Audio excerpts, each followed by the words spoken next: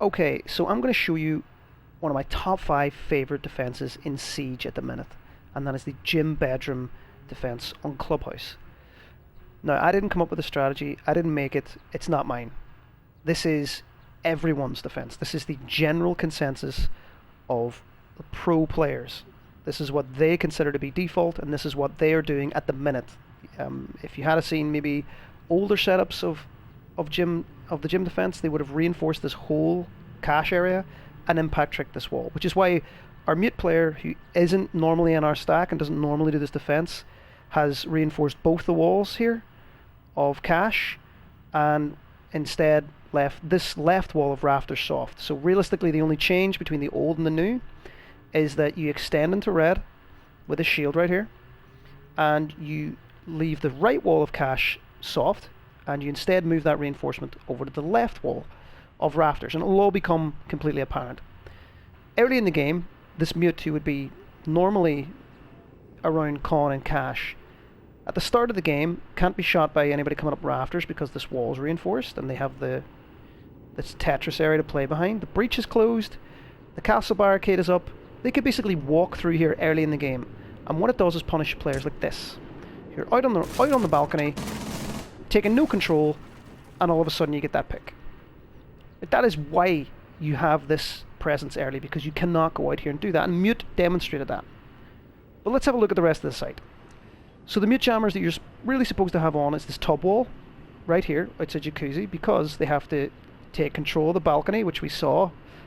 Looking at this guy right here, didn't work out so well. They have to get rid of this castle barricade, then they have to shoot the jammer off.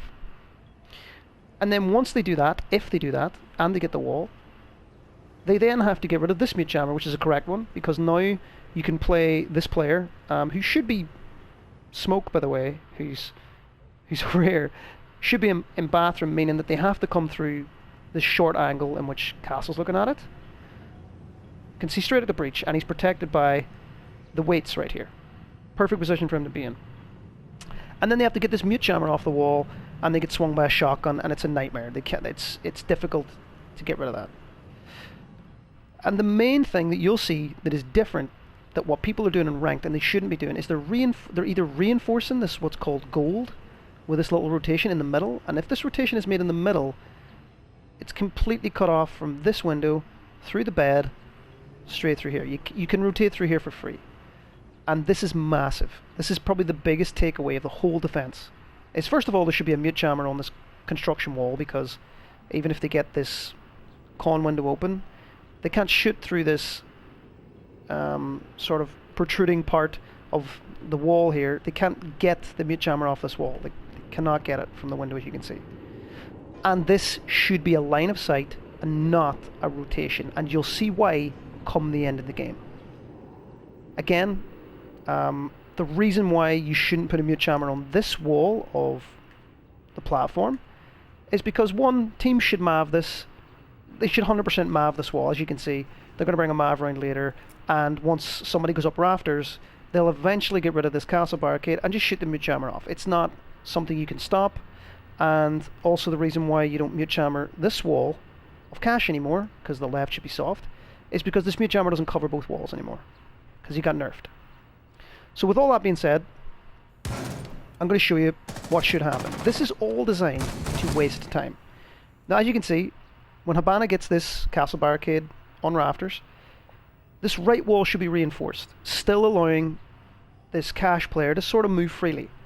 And as you can see, she's worried about this shield player from the Saruni gate. They can't drone because the mute jammer. And Mute, I think, decides to give her, like, this line of sight is what she's worried about. Look, totally worried about it. Is really worried about jumping in the rafters window. That is a big part of this defense, and Mute decides to C4 the wall, and now all of a sudden, I'm irrelevant. I'm the Jaeger player here. Now this doesn't matter, because now they're free to sort of just walk in this rotation, and it sort of bypasses the whole thing. So with that being said, just to double down on what should happen is Jaeger should be red, some barbed wire and a shield and an ADS, a renegade jammer, all the works. We should have a cache player with this wall soft, because then they can play behind the green box. We have Castle playing in last man spot, and our Smoke should be in bathroom, and you'll see why if I fast forward it on to the end portion of the game. So at this point in the game, Mute decides to go walkies, which he doesn't need to do, because this is where our stronghold clearly is defined here. It's this wall of cash. That's where they have to walk through into a lot of lines of sight, a lot of angles, and a lot of things to worry about, and they have to... It takes up a lot of time. But Mute has gone sort of beyond the area of our control, and, you know, eventually he dies. He's bottom red. Again, I'm already top red, so it's sort of just... You don't need to do that. So it's important to understand when you're playing defense like this that you stick to areas and not just, you know, not just go wherever you want. But anyway, Mute gets a kill. He gets traded out later on, and, you know, earlier in the game. It's fine. And I play to die. Now, I don't care that I'm getting naded here. This doesn't matter to me, because as you can see, there's 43 seconds on the clock, and Smoke decides to throw smokes, which he shouldn't be doing. He should be in bathroom, and you'll see why. I tell him to fall back. I say, now that we're both dead, run back. Get out of there. So as you can see, I start telling the team to organise themselves. I say to Castle to play behind the bed, the bed that's overturned. I say to Smoke to play in the bathroom, and Aruni is just, as you can see, Aruni hasn't done anything crazy. She's gold vault, and you'll notice now the two things I'm talking about, which I said at the start of the game. No rotation in Logi, Smoke play bathroom. We have 20 seconds left.